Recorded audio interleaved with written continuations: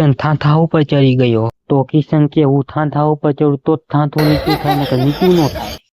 રામ રામ દાયરાને તો મયાની 4x4 લઈને ઈતુનો ફેરો કરવા જવાનું છે. તો કિશન કનૈયો આવે છે અને આમ 5 મિનિટ ન થઈને ઈતુની ભરેલી મયો 4x લઈને આવ્યો.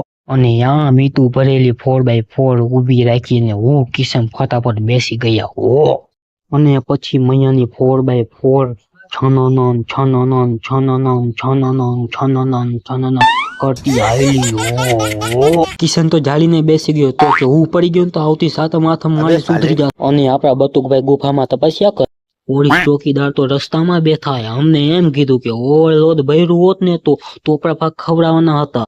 कैसे कैसे लोग रहते हैं यार यहाँ पर. અને ગામો ગામ આવા 2-3 રેડિયા નંગ તો હોય જ.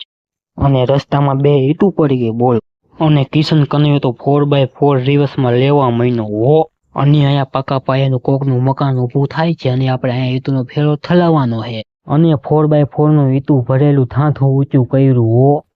અને કિશન થાંથા ઉપર ચડી ગયો. તો કિશન કે હું થાંથા ઉપર ચડું તો જ થાંથું નીચું થાય, નકર નીચું ન થાય. અને પછી પાકા પાયાની ઈટું ઠલવી નાખી.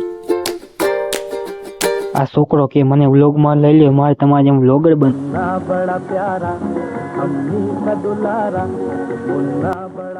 અને પાછો શરમાઈને ભાગ્યો. અને ઈતુનો ફેરો ખાલી કરીને 4x4 છનનન છનનન છનનન છનનન છનનન કરતી આવેલી. તો ગાઈસ આપણા વ્લોગમાં આવ્યા હોય તો લાઈક કરતા જજો અને કોમેન્ટ કરજો કેવો લાગ્યો.